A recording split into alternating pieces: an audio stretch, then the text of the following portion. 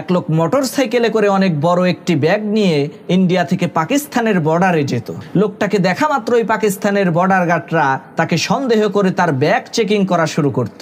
অদ্ভুত ব্যাপার হলো সেই ব্যাগের মধ্যে শুধু বালি আর বালি, অন্য আর কিচ্ছু নাই। নিরুপায় হয়ে পাকিস্তানের বর্ডার গার্ডরা সেই লোকটাকে ছেড়ে দিত।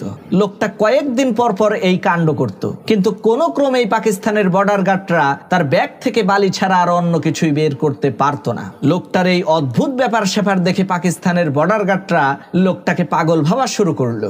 এইভাবে চলে গেল অনেক দিন।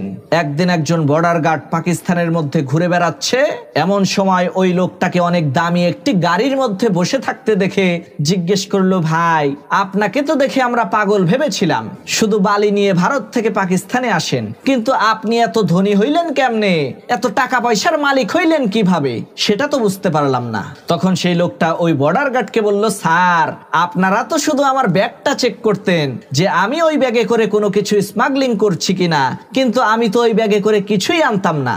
আপনাদেরকে ওই বালু বোঝাই ব্যাগ দিয়ে ধাঁধার মধ্যে ফেলে আমি প্রত্যেকবার একটা করে নতুন মোটরসাইকেল পাচার করে ভারত থেকে পাকিস্তানে নিয়ে আসতাম। এটাই ছিল আমার ধান্দাবাজি ব্যবসা।